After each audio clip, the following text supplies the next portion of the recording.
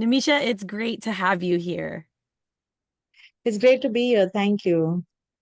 I'm so excited for this conversation. I feel mindfulness is so important to create a regular practice out of, and your personal journey is one that includes mindfulness, and that it changed your life. So, as a surgeon, I can imagine, things are hectic. Your work is very full on. It's very intense. It's very professional. It's requires you to be on. I'm sure at crazy hours and crazy days. But mindfulness has really helped and saved your career, as you mentioned. So I'd love to start there, by how it did actually save your career and changed your life. So you're absolutely right, of course. This is pretty much how it is as a surgeon. And, we get into training when we're about 24. So I must have been in training for about a decade. Yeah, this happened when I was around 33. So just under a decade. And all my 20s, I was this type A person who was rushing about trying to do everything that I could possibly do, trying to prove myself as a woman in a still male dominated field. And, I just wanted to do it all. I was just like greedy to get all the experiences and everything. And people were always telling me, like, you're a really hyper person. Don't you think you need to kind of get into yoga or meditation and kind of calm down a bit? And I used to be very offended by that. I used to think that being this hyper person is like just so much a part of my personality and that it gives me an edge as a surgeon. And that, I felt like meditation or yoga would kind of numb me out or it would like make me less. And it was really annoying to think that I had to change parts of myself. So I used to push away those suggestions. Like for most of my 20s, I was just like, yeah, no, I'm not the meditation sort. Like, please don't even suggest these things to me. And then, when I was in a much less hectic position, I was in a much more supportive work environment. I guess that's when it happens, right? You can fall apart when you're being supported by people.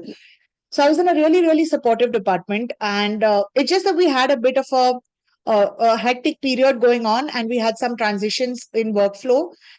And I just found myself physically, mentally, emotionally sick. And I reached this point where I would go into the operating room and feel like throwing up. And I would rush out and I would need to like retch. I wouldn't actually throw up. And I'll come back in and the whole thing would repeat again. And it was really disconcerting as a surgeon, right? You can't enter your OR and feel like wanting to throw up. And I'm the least squeamish person ever. It's not that I trained myself to be that way. Right from my younger days, I had no issues with blood or with gut smell, those kind of things. So it wasn't any of that.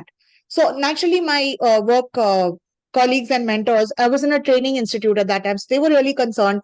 They got this whole battery of investigations done for me, and they checked out my heart and my gut, and everything was normal.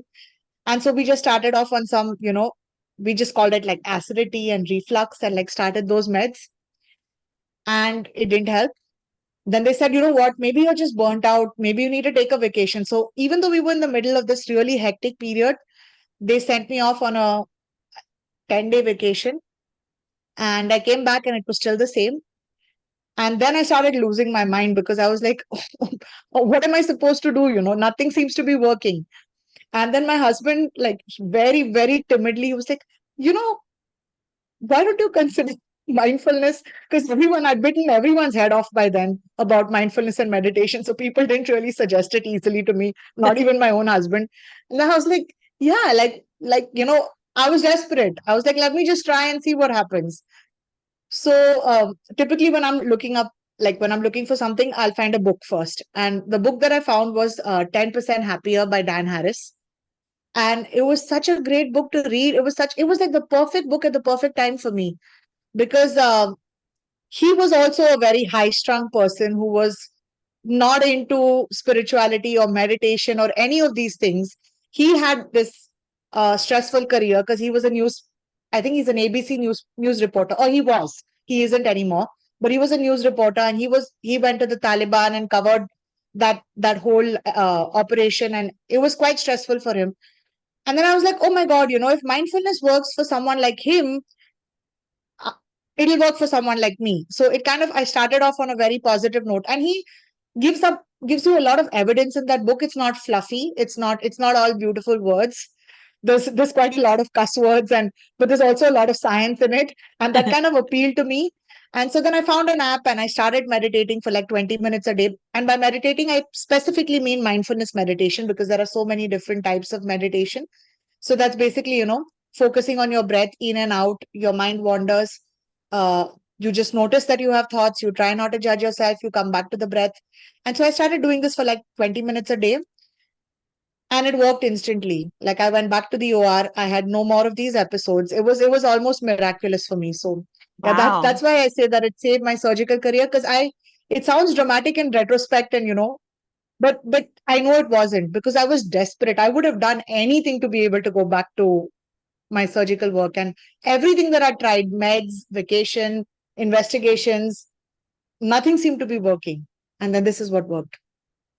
Amazing. That's such a fascinating story. And it's so interesting how you had so much resistance in the beginning, right? Like everyone was like, try this, try that. And you're like, no, go away. Like, I don't want it to change who I am. But then, in kind of resisting that, you reached the burnout. But it was really nice for your coworkers to be so supportive in you having a break. Because, like you said, it I'm was a, grateful a for them all super the time. yeah, like it was a super busy time and like they probably actually needed you, but they needed you to be okay Yes. more, which is really fantastic. Yes, yes, yes. I completely agree. I think you always need support from people around you. It's never, even though mindfulness and meditation can be such a solitary journey, but I needed that support to get there, right? Yeah, I mean, yeah. absolutely. And you shared with me in our pre-interview as well how in 2019, so a few years later, continuing to practice mindfulness really did change your life as you became a mother as well.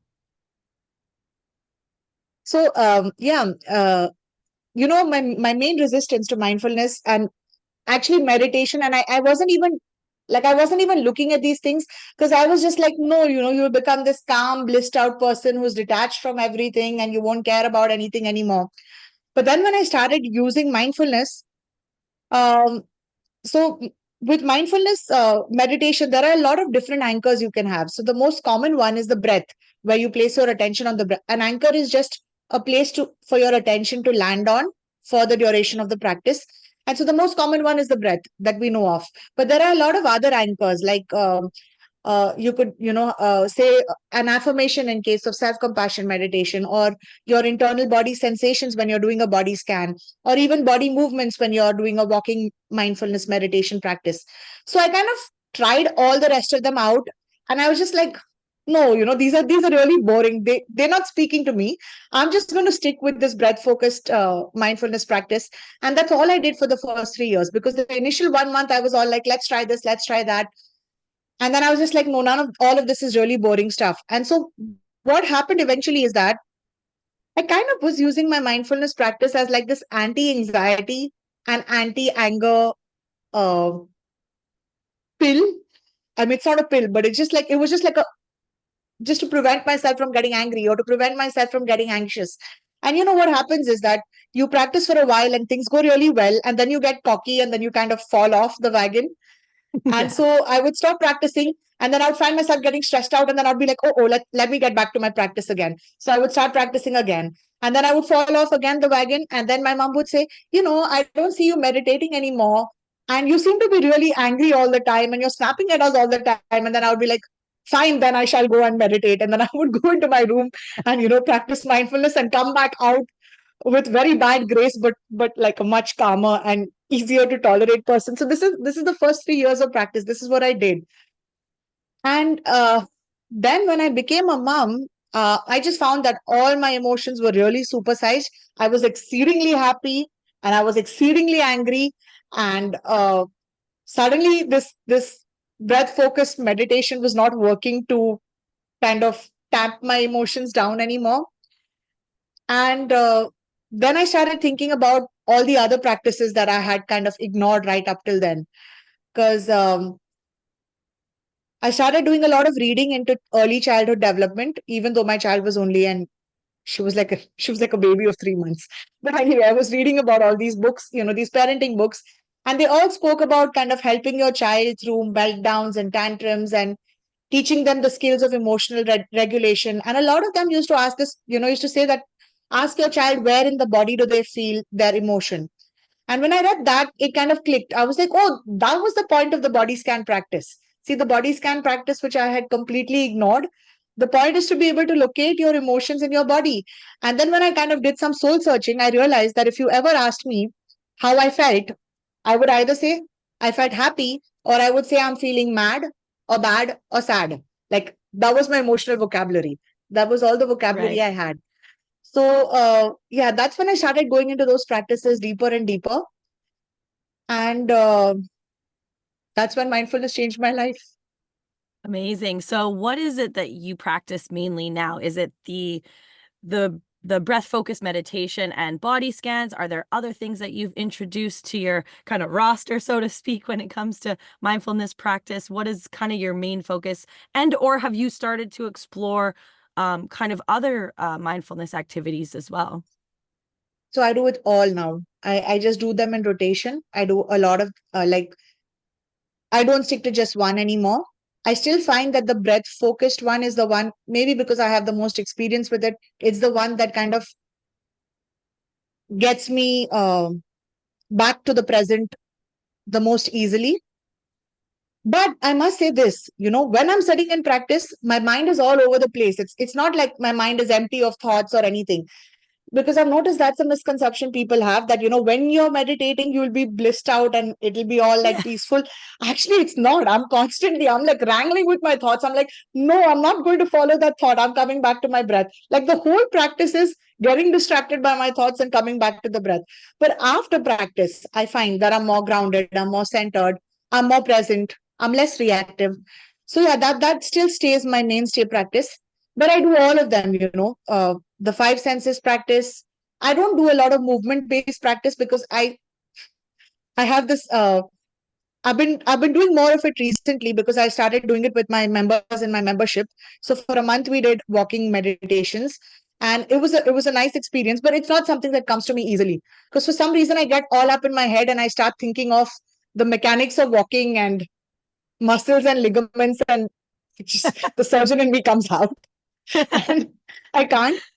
But I have a movement based practice that I developed, which is with watercolors and art, and I do that sometimes when I can't be still. I need to move, but I still need to be mindful. Cool. I love that. Yeah, So getting into a creative space for me is I've noticed yeah, that really just kind of like relaxes me and kind of allows me to slow down. And like you say, you're still yeah, doing something, but you're also just you're kind of just very present in that moment. And it just kind of yeah. allows you to focus on something that isn't these racing thoughts that are constantly in our minds, right? You mentioned anger quite a few times, and I love this. Your social media, you talk a lot about anger as well, especially geared towards like as a mother, right? And not getting angry at your kids, or if we when we do get angry, like how to kind of manage that. Emotions are there to teach us. When we feel things, it's kind of like a lesson from your inner being like, okay, what is this here to show me? What do I have to learn from this? What do you think it is about anger that we should be paying attention to? Well, I think we should all just be paying attention to anger in the first place, because I think I can't say that it's the same for men, but I do know that some men struggle with expressing anger as well, or with even acknowledging that. Forget expressing. We start with just acknowledging that I'm angry about a situation. And a lot of us don't want to do that because we think that if we say we are angry, we're going to be hurting the person in front of us.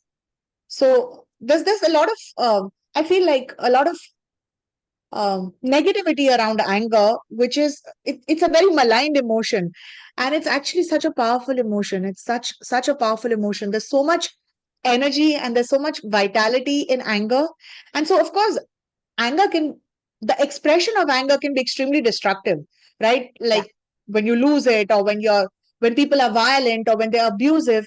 But for a lot of us, we're not violent or abusive when we're angry, but we're still scared of it because we think that it's a spectrum and we're going to land up there unless we kind of control our anger or we tamp down our anger. And so a lot of my own personal work has been about finding ways to accept that I'm angry and to express it in a way that is healthy, that that allows me to set boundaries. And you were saying, what do you think is the message of anger? I think a lot of us would agree that anger comes up when we need to be protected, when we're Mhm. feeling violated, when someone's taken advantage of us, when someone's breached our boundaries. So I think especially for women, when you if you can acknowledge or reach the place where you are angry about those situations, well, you don't need to scream or rant or rave, but then you can use that energy that you get from that anger to set up healthy boundaries, to have difficult conversations, to say no, this behavior is not acceptable, or I need things to be done this way. And we lose out on that when we want to tamp it down and just be this whole pleasant, like, good girl, or this nice person who just never gets angry and is just so calm. Because I think anger is such a human emotion. We all feel angry. I mean, some of us may be more angry and some of us may be less angry, but when people say, oh, I never get angry, I always get really, really curious about what they're doing or what they've done with that experience of anger, that even they aren't aware of it. So yeah, and I know moms get angry a lot. Like parents get angry a lot. Especially moms is shouldering the majority of like the physical, mental, and emotional burden. And I feel like there's a lot of talk, especially in gentle parenting and conscious parenting circles, around how destructive the effect of kind of yelling and punishing your kids can be, because it creates that disconnection and it creates that fear in them. But at the same time, not many people tell you that you also need to kind of model that healthy expression of anger, right, for your children. Otherwise, you're either going to raise them to be these nice people pleasers, or they're just going to tamp down things until they kind of burst out and have this big outburst. So yeah, that's what I think about anger. And for me personally, I have to say this: I've always found anger an easier emotion to reach for than the more vulnerable ones, like sadness or disappointment. So if I find that I'm getting upset in a situation where I don't want to be vulnerable to the opposite party, I will get angry. And Mm. it took me a long time to understand that I kind of default to anger because I don't want to be vulnerable to the other person. And then that's when I realized that, at least in intimate relationships, like in my family, I'm kind of putting up anger as a shield, where instead of allowing myself to be vulnerable to save people and increasing intimacy, like I'm blocking it by being angry. But so it's a journey, I guess. It's a personal journey for each of us. But the first thing starts with acknowledging that we're human, and angry being angry is not bad. And that it has something, like you said so rightly, it has something to say to us. We need to give it the space to speak to us, and process it, express it in a healthy way, and then use that energy that comes from it. Beautiful. There's so many great takeaways from that. Thank you for sharing that. It really, the two things that stuck out to me the most was, that it is essentially a protection mechanism that we are kind of using without realizing it. And your example of, because boundaries have been crossed, or we've been mistreated, or we feel we've been mistreated, so we get angry to kind of protect ourselves. And I think that's a really beautiful example that you use to when it comes to children, that to necessarily never get angry is not really the best way to approach it, because it's inevitable that your children will at some point feel anger. And if they don't really understand how to express that because they haven't had you being an example, then that can actually be really quite detrimental to them and their learning experience and their understanding of processing and managing their emotions. So that was a really great share. Thank you. Now, we talked in our pre-interview as well about reparenting, and how, healing inner child wounds and really accepting support from your village, and how, mindfulness and emotional intelligence plays a really big role in, managing our kind of childhood experiences and reparenting ourselves in the now as an adult. And I know that that's a big part of your story as well. And I'm sure that once you have children yourself, a lot of stuff starts to come up that you kind of didn't recognize before, or didn't have the opportunity to kind of feel and work through before. I'd love to go in that direction now. So again, I was really lucky. when I became a mom in like the last few months of my pregnancy, I found this book by Philippa Perry, which is called, it's such a great title. I love the title. The book you wish your parents had read, and your children will be glad you did. Oh, It is such a great book, and I don't think it's necessarily only for parents. I mean, of course, all of it is geared towards parents, but basically the crux of that book, and this was the first time I'd ever heard something like this, is that when you are parenting your child, um, your past is going to come up. When you're in those situations that you find your child in, uh, shadows from your past are going to influence you, and unless you are willing to kind of explore that those shadows from your past and process them, you're going to end up reacting either in one direction or the other. So either you do exactly what your parents did, and your child will have the same experience that you had, or you'll go too far in the opposite direction, and then that's not a great thing either. So she kind of really drove it in that you are going to have these experiences. And then once I knew that, I could see it coming up all the time from the time my child was an infant. And obviously, you can't have like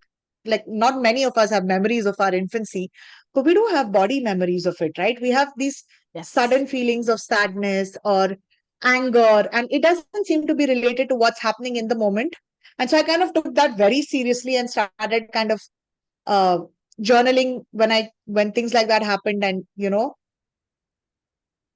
trying to see what was happening for me so that I don't project it onto my child, so that I don't become like this overprotective mom.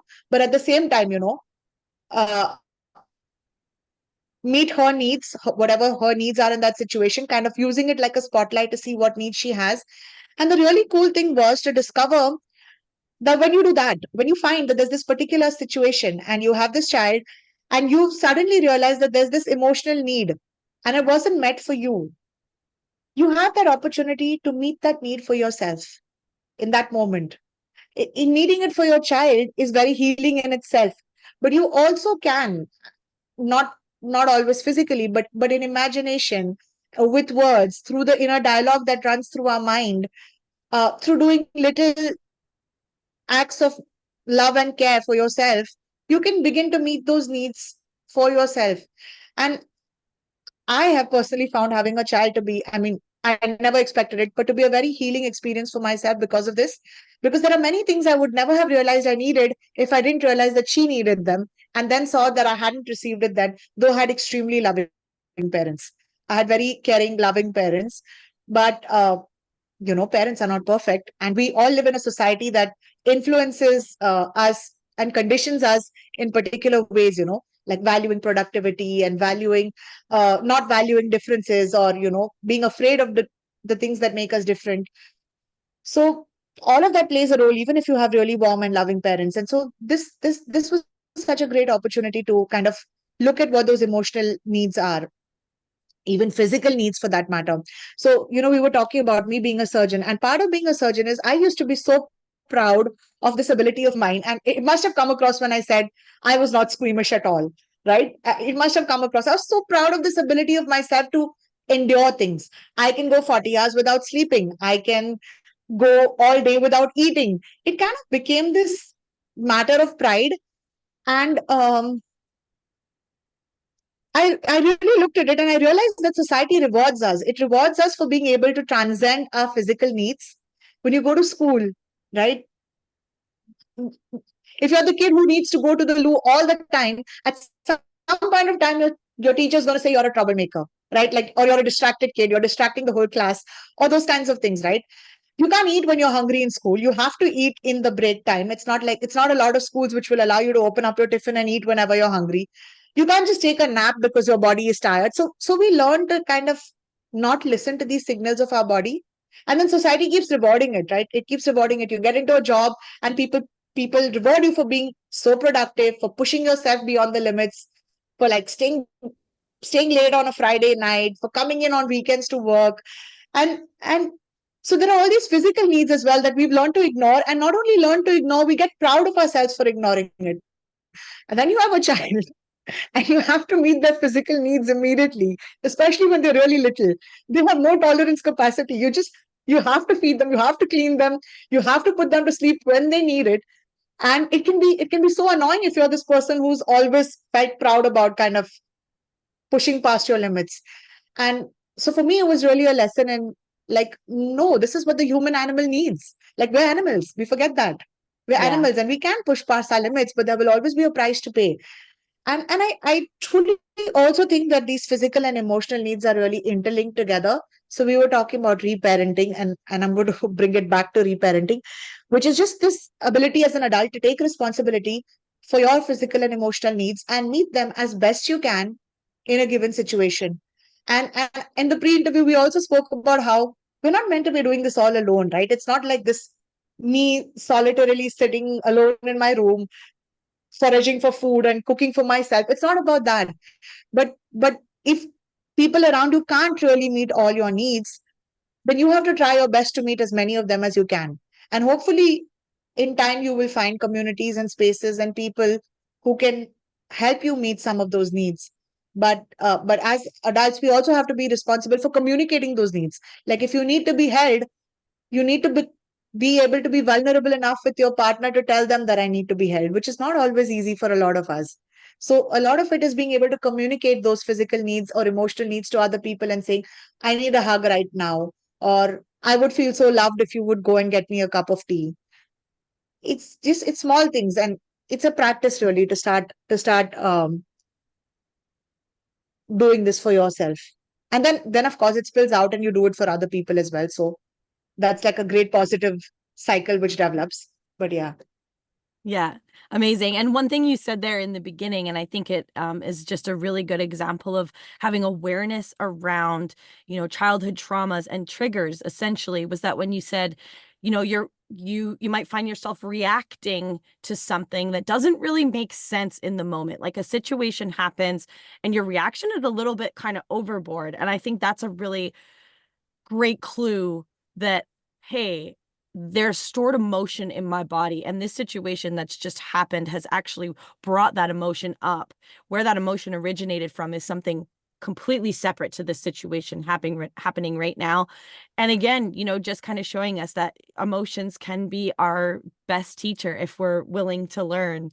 Um, Yeah. and I love like just the description that you had around having awareness around taking care of ourselves the best we can. And you're right, like society kind of puts these pressures on us and rewards us for these things that are kind of the opposite of what we should be doing, like overworking, not eating, not sleeping, like doing all these things, really pushing ourselves.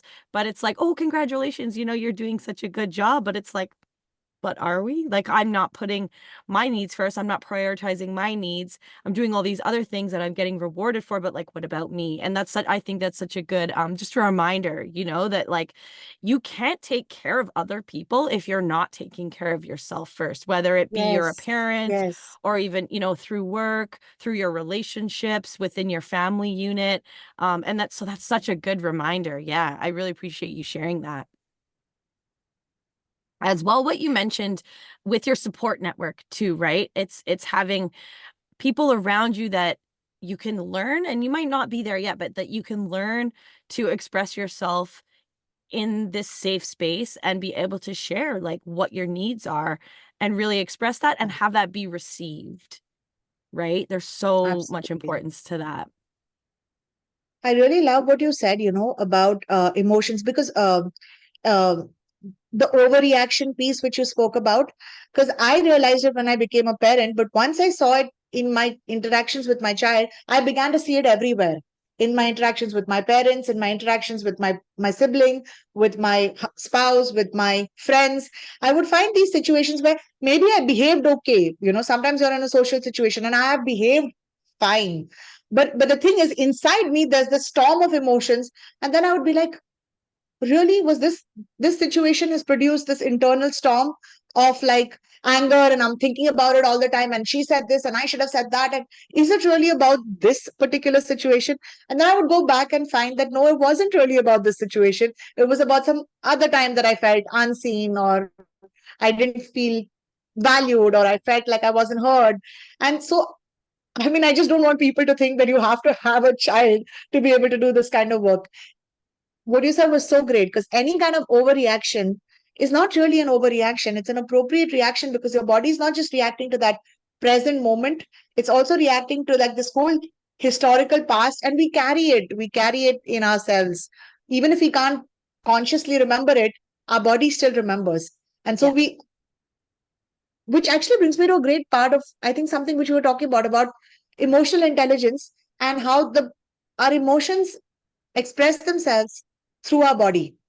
We kind of touched on this in the body scan Yeah. bit, and I think it's so important because I think a lot of people don't realize. I didn't know till I became a mom at 36 that you feel your, I mean, of course everyone knows that if you get angry, your voice gets louder and your heart races, and if you're anxious your heart is racing. Like, we all know that. But we don't know that there are these subtle ways in which you could be angry. If you're suppressing your anger, you could kind of be clenching your jaw. And it's not the same. It's not like a universal language, right? It's such a personal Right. language to each one of us, which is why we kind of need to investigate it, which is why I now love body scans, because I feel like it teaches you that language of the internal body sensations. And then when you become attuned to that, because for me, it was a clenched jaw. It was like, I had this incident where I was with my child in the park. And it was a beautiful day and there were birds chirping and she was playing and we had a lovely morning. And I suddenly noticed I had this, like I was clenching my jaw really hard. And I was just like, so what's that about? And then I realized I was mad at myself for something which apparently I had not done. I'd done something in the wrong order of things. I didn't want it to be that way. And I would have been the first person to tell you I'm not a perfectionist. But the thing is, I was so mad at myself for that.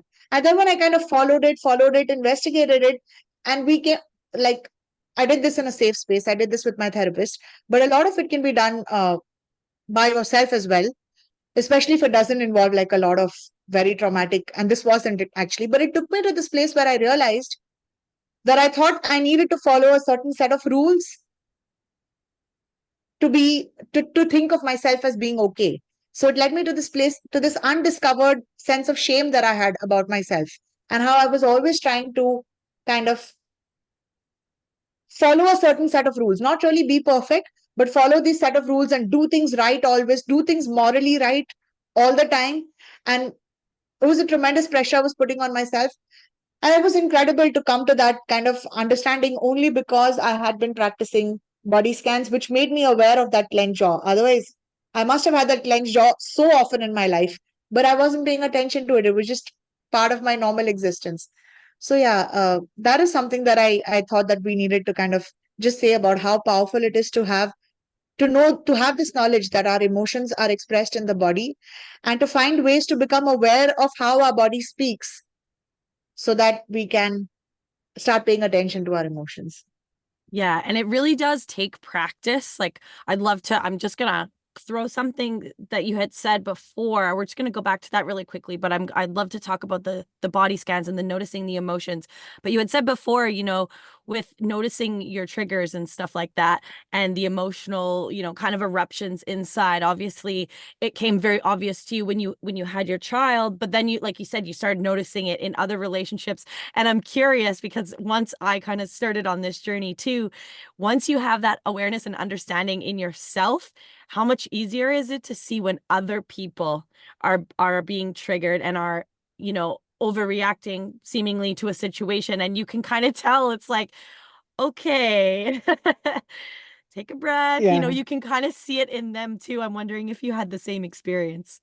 Oh yes. Oh yes. All the time. All the time. And actually, this is one of the things that I'm working on right now, is because I can see it in my husband, and I can be this very annoying person. You would think, and it's a practice. I'm trying to be, compassionate and understand that the trigger is not in the moment, and Yeah. it's something to do with the past. But because I've had such a great experience, kind of digging into the past and kind of reconciling myself and making sense of my life and my personality and everything, my go-to will be to tell him, you should be doing this work too, which is not, a kind of compassionate thing to do. But yeah, you do notice it more easily in other people. And with someone who's not as close as to me as my husband, because obviously you live with that person and it's a lot harder to be kind and compassionate all the time with them. So Yeah. I am fully human, even though I try, I fail more often than I don't, but at least I'm trying. But with friends and all, I find that it's easier for me to then reach that place of oh my God, you're hurting because of something which is going on. And, kind of reach into that compassion and empathy piece so that you're not taking it personally. I don't take things personally so much anymore because I know there's something else happening. I mean, of course, I need to see my behavior and see if I'm responsible, because in any relationship, there's always a little, even it's never 100-0. I mean, I'm not talking Yeah. about abusive relationships and those kind of things, but like normal interactions, there's always, it's rarely 100 and 0. It's going Yeah. to be 10-90, 20-80. So I kind of look for my 10 or 20%, that piece where I need to do something about myself.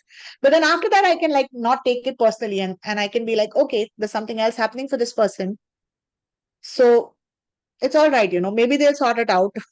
Maybe they won't, but at least I know that it's not all about me.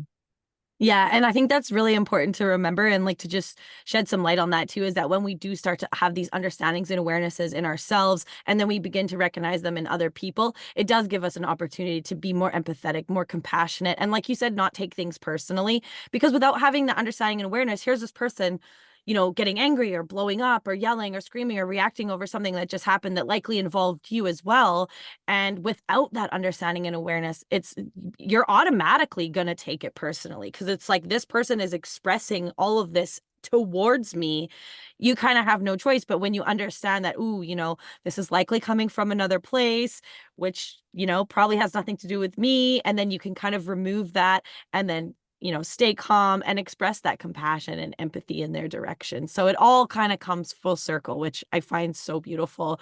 So the body scans, the emotions, what I wanted to say about that was, it is a practice and it does take practice. And I just want to say that because when I first started kind of doing these myself, I was working with a coach at the time and we were doing NLP and hypnotherapy. It was a little bit of a mix. She's got a lot of training in these modalities. And we would go, we'd kind of lay down and we kind of speak to the subconscious mind, and she would ask, we would work on one emotion specifically in a session, right? So it might be sadness, anger, any of the emotions that we were working through. And she would ask, where in the body do you feel it?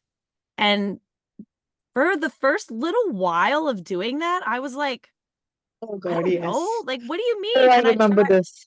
right? And you try to kind of, you tune in and you'd kind of try to listen and scan the body and kind of feel, but it's hard at first. So like, I just want Very hard. to say that if you've never done this practice, if this is potentially the first time you've heard of it, or you're just starting on this journey and starting to do these body scans, like have some grace and like have some patience with yourself, because it does take a little while to kind of get to the point where you can recognize where it is in the body right away. And you're not doing it wrong, right? It's just that if you haven't done it before, it's just going to take a little while to get used to it and to get a little more in touch and in tune with the body and being able to really go into those places and recognize, what those feelings feel like. So I love that this is a strategy that you use, a tool that you use. But yeah, I do just want to say, because from my personal experience too, Absolutely. it's Oh, absolutely. But I'm the person who gave up on this, right? I started doing body scans, and in mindfulness, you either start like head to toe or like toe upwards, mm, and then you go body part by body part, and you'll be like toes, and what am I feeling there? Is it tingling? Is it numbness? Is there a throbbing? Is there nothing at all?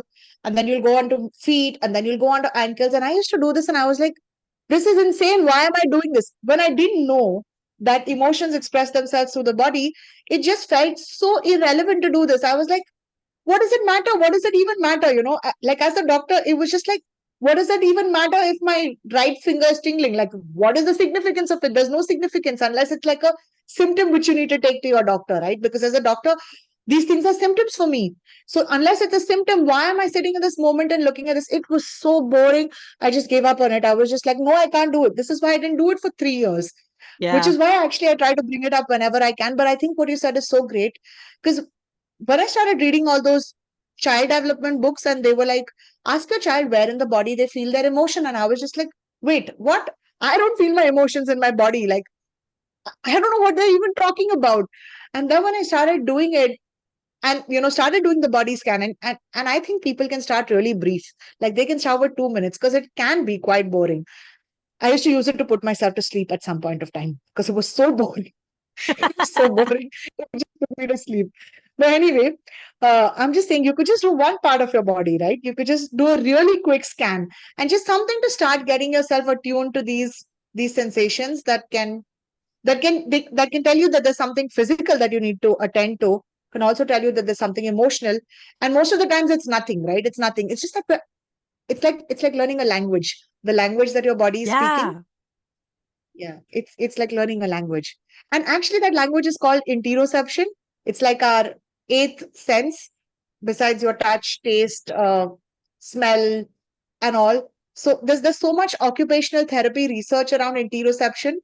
I find that very fascinating because it's the same way that your body tells you your physical needs, and it's the same way that the body tells you your emotional needs. And that is why so often we get the two mixed up, right? Like that's why when you're hungry and you don't realize you're hungry, you may find yourself snapping at people all the time, right? Getting really hangry because it's the same system that your body is using to communicate. So obviously there's going to be crossed wires and all of that. And which also means that meeting our physical needs in the moment can help us to be more emotionally regulated people. And I find that fascinating because society wants us to transcend our physical needs, but then it also wants us to be these rational, calm, balanced people all the time. It's like the human body was not designed for that. It was not designed for that. So yeah, what I love about mindfulness is that, like, surgery, you learn so much anatomy. I feel like mindfulness really taught me how we function as human beings in society. And it kind of just feels like coming a full circle for me.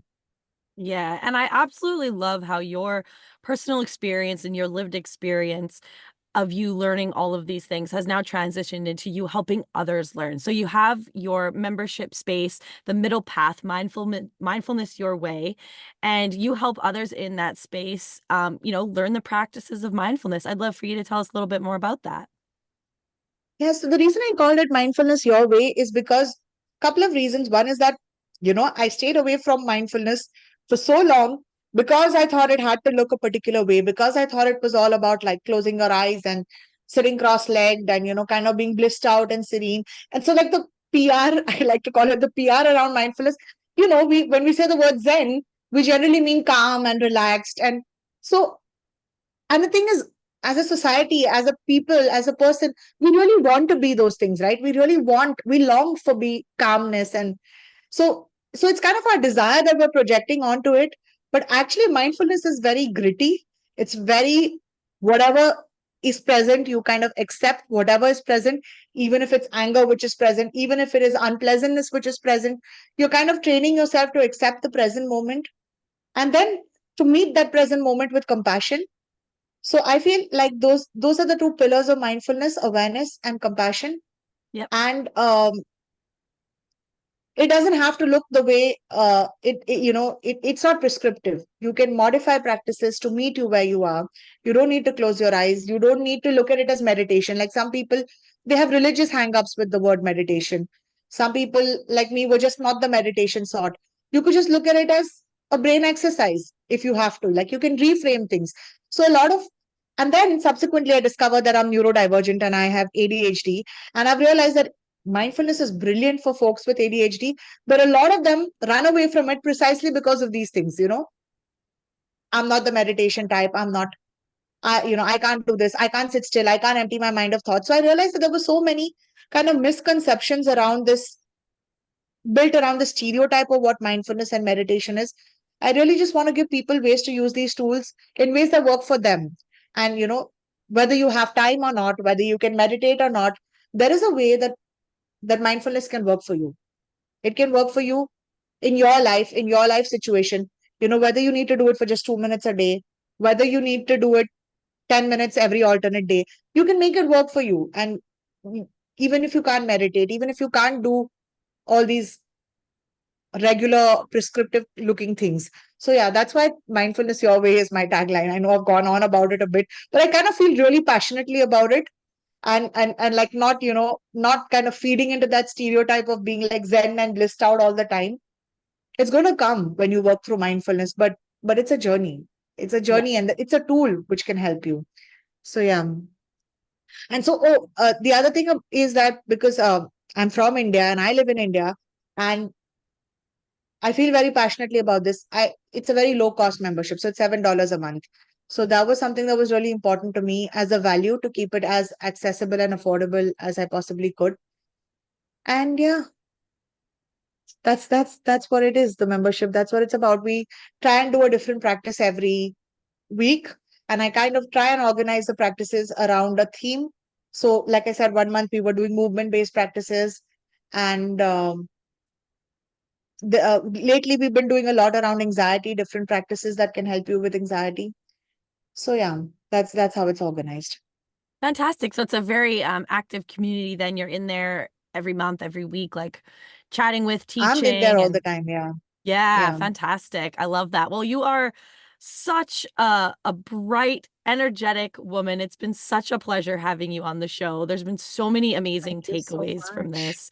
I really appreciate your vulnerability and just and sharing your story, and the pitfalls and the triumphs and all the things in between. It's been a really fantastic experience to just sit here and have this conversation with you. So I really thank you from the bottom of my heart for being on the show. I'd love for you to just share any final thoughts that you might have, and then just where people can find you if they'd like to reach out, take a closer look at your membership, follow you on social media, etc. Yeah. Well, just this. I think I said it when I said that mindfulness is for everyone. It is absolutely for everyone. Every single person, every single human being I know can benefit from it, and the benefits are going to look different depending on what's happening in your life, and you can find a way to make it work for you. And to that effect, I have a couple of kind of free resources which I've created, which I would love for you to share if you can, because Yep. they can be a taster for people to see, different ways in which mindfulness and compassion can kind of be incorporated into our lives. And so, one is this a set of 5 prompts which you can do for mindfulness anytime, anywhere. You don't need to be meditating or anything. You kind of just read the prompt and kind of go through it and do it. And the other one is this really short 12-minute kind of session which I took for my members, which I made available for everyone, on self-compassion. Because initially, when I was starting with mindfulness practice, I focused a lot on the awareness piece. Awareness of my breath, awareness of the present moment. Not being angry, not being anxious, and what can I do to calm myself down when I'm angry or anxious. And I missed out on this compassion piece, because mindfulness is like it's the non-judgmental awareness of the present moment. And so non-judgmental can seem like a very neutral word.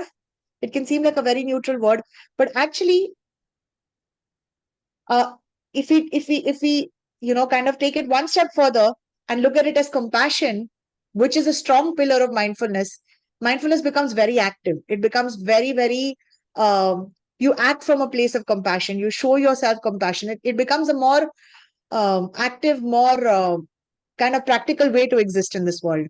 So, Yeah. so Like an that's why I have intentional like, way of being. yes, an intentional way of being. And compassion always includes self-compassion. It always includes self-compassion. Otherwise, it's not really compassion. So I kind of have these two resources that I would love to share with people. And I'm active on Instagram. I'm very active on Instagram. So I'm there as Mindfulness with Nimisha, at Mindfulness with Nimisha.